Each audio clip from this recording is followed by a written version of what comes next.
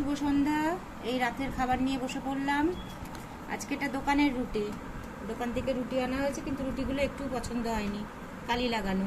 কি করব, ঘরের তো নয়। এই যে রুটি নিয়ে বসলাম। ব্যাস,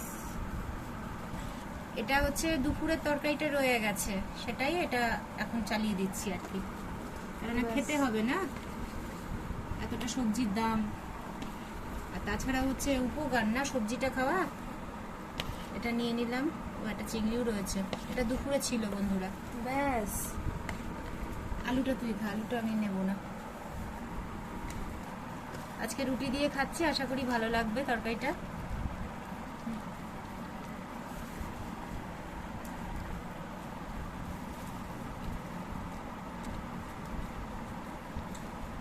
রুটিগুলো পাতলা করেছে। মাছটা আনা হয়েছে বন্ধুরা, রাতে কাতলা মাছ আনা হয়েছে, ধনে পাতাটা আনা হয়েছে। ভাত খেতে ইচ্ছে করছে না, একবেলা ভাত খেলে না আর ভালো লাগে না খেতে। কালকে একটা ভালো রেসিপি করব, থাকবেন বন্ধুরা। এই গরম গরম একটু আলু আর পেঁয়াজটা ভেজে নিলাম। আজকে আলুটার খোসাটা না ফেলিনি, চন্দ্রমুখী আলু তো একটু বেশ সফট হয়। আমি নিজেই গুটগুট করে ভেজে নিলাম। ব্যাস ব্যাস, কারণ আমার একটু 2-3 রকম একটু ভাগে না হলে না আমি আবার খেতে পারি না। একটু খেয়ে এসেছি তো, যতই কিছুই না থাক তাও ওই পেটটা আছে।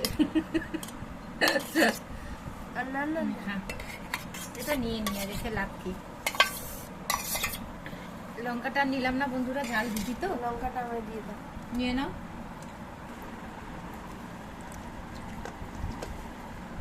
খাও চেরি খাও, সন্দেশ দিয়েছি তোমার, খাও মা।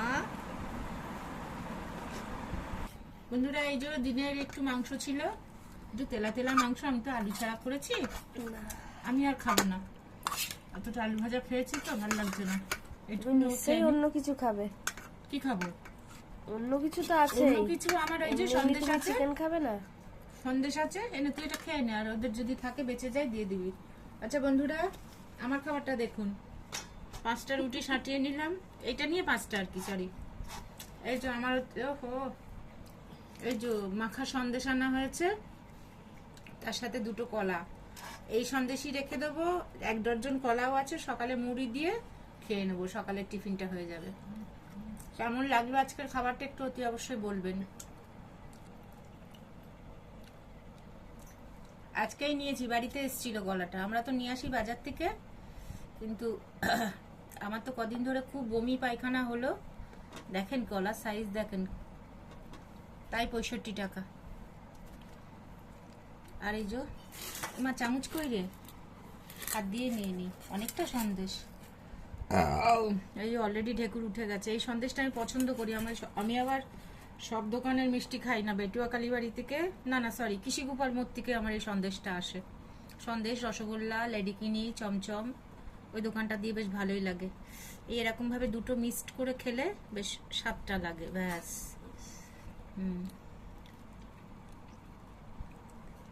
ভালো একটু ফিরতে দিয়ে সন্দেশ। না না না, আমি খাবো না। একটু খেয়ে দাও, ভালো লাগবে, মজা লাগবে রুটি দিয়ে তো। না, ওই এক পোলাও করবো, নোনতা পোলাও, দুধ দুধ দিয়ে আর কি হচ্ছে। পুরোটা খেয়েছো না? তবে কিন্তু লক্ষ্মীর কিন্তু ওই পাছায় যে কামড়ানোটা কিন্তু ঠিক হলো না, আন্টিও বলছিল।